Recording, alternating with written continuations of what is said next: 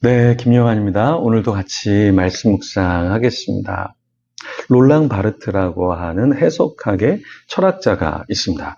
이 철학자가 어떤 것을 이야기했냐면 우리가 보고 있는 것, 그것이 그냥 그 의미가 다가 아니라 그 뒤에 어떠한 의미가 또한 숨겨져 있다라는 겁니다. 이걸 재신화화라고 이야기를 하는데요. 기존의 기호, 의미가 이제 그것만 담고 있는 게 아니라 그 이면에 또 다른 무엇인가를 담고 있다.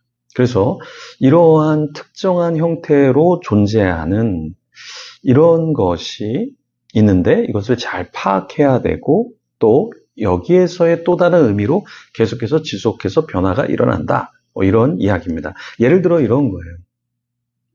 프랑스의 흑인의 아이가 알제리의 그 흑인의 아이가 이렇게 프랑스 국기를 보고 경례를 하고 있습니다. 이때 사람들은 프랑스를 굉장히 사랑하는구나. 이 아이가 굉장히 충성을 맹세하는구나. 이렇게 생각할 수 있는데 롤랑 바르트는 그게 아니라 프랑스에 끌려온 알제리의 사람의 자녀가 어쩔 수 없이 그냥 프랑스에 굴복하는 것인데 그것을 굉장히 좋게, 그러니까 어떤 압제나 이러한 통제가 괜찮다는 듯이 그렇게 비추게 만들었다라는 거예요. 그래서 이것에 대해서 재해석이 필요하다라는 거예요. 그렇죠? 그 사회적인 맥락이나 문화적인 배경 속에서 다시 해석되고 진정한 의미를 캐내야 한다라는 것입니다. 이것이 바로 공시라고 하는 개념인데, 공시라는 건 뭐냐?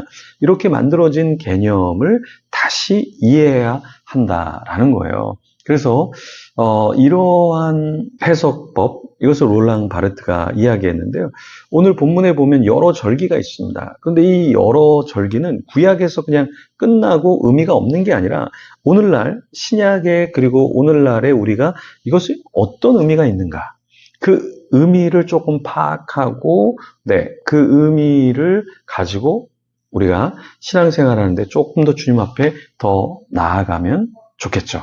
오늘 본문에 29장에는 이스라엘 백성이 지켜야 할 절기, 제사들에 대한 규례가 있습니다. 그런데 그것은 그냥 표면적인 절기, 제사가 다가 아니라 그 이면에 하나님께서 우리가 조금 더 해석하고 또 이해하고 더 하나님 앞에 나오기 원하는 그러한 의미도 있다라는 거예요. 그래서 그 의미를 조금 우리가 살펴보면 좋겠습니다. 첫 번째, 1절에 보면 나팔절이 나오는데 1절 말씀 같이 읽어보겠습니다. 일곱째 날에 이르러는 그달 초하루에 성회로 모이고 아무 노동도 하지 말라. 이는 너희가 나팔을 불 날이니라. 자, 여기 보면 어떠한 것을 말씀하셨냐면 일곱째 달에 초하루, 첫째 날에 성회로 모여라. 근데 여기서 중요한 것은 뭐냐면 아무 노동도 하지 말아라.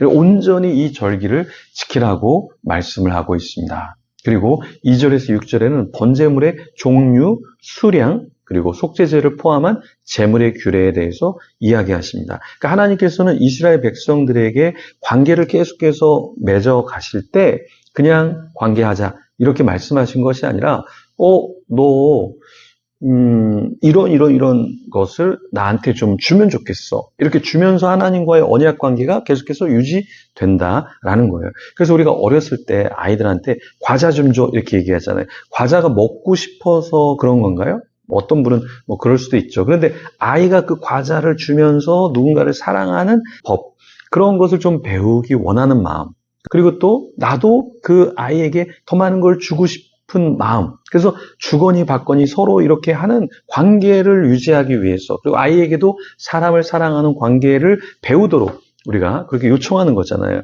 그래서 이러한 번제물을 드리고 속죄의 제물을 드리고 할 때 우리는 하나님께 드리는 것만으로 우리가 손해만 보는 게 아니라 하나님도 우리에게 우리가 회개함을 통해서 더 하나님 앞에 나아가게 하고 관계를 맺게 하고, 그러면서 하나님과의 관계가 회복되고 사람들과의 관계가 회복되면서 우리가 잘 살도록 하나님께서 그렇게 하신다라는 거죠. 그리고 이제 7절에서 11절에는 속죄에 대한 속죄일에 대해서 말씀하는데요. 7절에 이렇게 말씀합니다. 일곱째 달 열흘 날에는 너희가 성회로 모일 것이요 너희의 심령을 괴롭게 하며 아무 일도 하지 말 것이니라. 자, 여기서도 또 반복되는 말이 있죠. 뭡니까? 아무 일도 하지 말 것이니라. 그런데 이 앞서서 7절에는 어떤 말씀을 하냐면 우리의 마음을 괴롭게 하라 이렇게 말씀하고 있어요. 아니, 우리 마음을 즐겁게 하는 게 우리의 목적이고 목표인 사람들이 얼마나 많아요. 근데 속죄일 때 모일 때 하나님이 성회로 모이고 우리의 마음을 괴롭게 하라고 말씀하고 있어요. 왜 그럴까요? 우리가 스스로 회개하고 스스로 우리 자신을 돌아보지 않으면 하나님의 심판이 우리에게 임할 수 있잖아요. 그러니까 우리가 예배함으로 나갈 때는 두렵고 떨리는 마음으로 나가야 하고요. 그러면서 아무 일도 하지 않고 오로지 주님께만 집중한다라는 거예요. 그러니까 너무 많이 집중이 다른 것에 집중이 되면 하나님께 온전한 예배를 드릴 수가 없잖아요. 제가 영어 예배부 이렇게 섬길 때 아이들이 오후에 이제 영어 예배를 드리니까 아이들이 야구, 글러브, 공 이런 걸 갖고 와서 계속 예배 시간에 만지는 거예요. 그래서 제가 선택해라. 예배를 드릴 거면 가져오지 말고 만약에 정말 운동이 목적이고 운동만 집중해서 하고 싶으면 한국인 예배를 드리니까 그냥 야구하러 가라. 이렇게 얘기하니까 그 친구들이 조금 내려놓고 와서 예배에 집중을 하더라고요. 마찬가지입니다. 우리가 하나님 앞에 나아갈 때, 좀 온전히 집중할 수 있도록 어떤 다른 목적이 아니라 예배에 집중한 목적을 가지고 하나님 앞에 나아가면 더 좋지 않을까요? 주님께서 아무 일도 하지 말고 오로지 예배에만 집중해라 이렇게 말씀을 하셨잖아요. 그죠? 오늘 본문에 보면 속죄에 대해서, 상번제에 대해서, 소제에 대해서 숫염소 한 마리를 속죄제로 드리라 이렇게 말씀하는 부분이 나오는데 8절에서 11절에는 속죄일의 번제, 속죄제, 그리고 이와 함께 드리는 소제, 전제 이렇게 이야기를 하십니다. 근데 특별히 속죄일은 이스라엘 전체의 죄를 속하는 날이잖아요. 그래서 절대적인 회개와 속죄의 의미가 강조되는 거예요. 그러니까 어떠한 제사는 제사 자체로 끝나는 게 아니라 그 제사를 왜 드리느냐. 그래서 속죄제는 우리의 죄를 속해 주세요 라고 해서 예배를 드리는 거잖아요. 그래서 이런 영적 의미를 우리가 좀 살려야 합니다. 그래서 양육할 때 예배의 요소에는 뭐 말씀도 있고 기도도 있고 찬양도 있고 교제도 있다고 하니까 깜짝 놀래 하시더라고요. 아, 교제도 예배입니까? 네. 예배는 하나님께 우리가 나아가는 것이고 또 예배 후에는 함께 예배드린 자들과의 교제도 필요하죠. 같이 식사하면서 삶을 나누고 또 교제하면서 좀 기도 제목을 나누기도 하고 이렇게 편하게 스몰톡이라 그러죠. 그냥 뭐 큰 어떠한 대단한 이야기가 아니더라도 서로 조금 나누는 것 이것도 예배의 한 파트입니다. 그렇죠? 그런데 또 너무 정형화시켜서 너 얘기해봐. 너 기도 제목 얘기해봐. 이것도 참 좋지만 좀 편하게 하나님 안에서 교제하는 것도 좀 필요할 것 같습니다.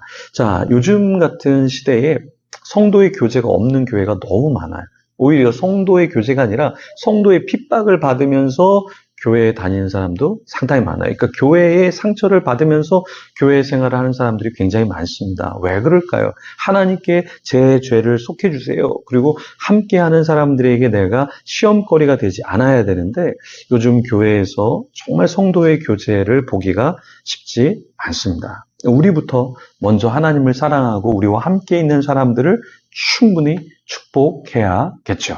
오늘 29장 12절에서 38절에는 초막절에 대한 이야기를 하시는데요.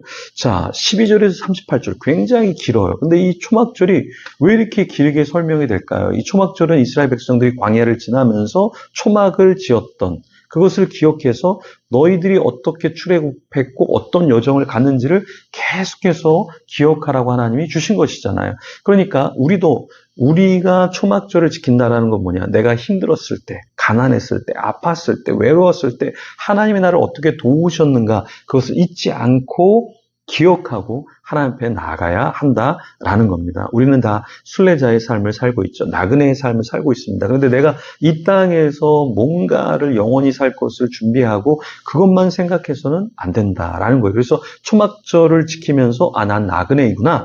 이것을 우리가 잊어서는 안 되는 거죠. 그래서 여러분, 우리가 여기서 지금 하나님 말씀으로 나아가지만 꼭 잊지 않아야 될 것이 무엇일까요? 내가 여기서 영원히 살지 않는다. 나의 재물, 나의 건강, 나의 달란트, 나의 시간 다 잠시 쓰다 가는 것이다. 이것을 우리가 기억하고 하나님 앞에 더 나아가서 하나님과 진정한 관계를 맺고 예배를 드릴 때 어떠한 절기를 지킬 때도 그냥 그 절기가 아니라 그 이면에 있는 그 절기의 의미까지 되새기고 음미하면서 예배하는 저와 여러분이 되기를 소망합니다. 오늘도 우리가 나그네의 삶을 잘 살아낼 수 있도록 기도하며 하나님의 감동과 뜻을 따라서 살아가기를 결단하면서 이 시간에 나아가겠습니다. 우리 함께 기도하겠습니다.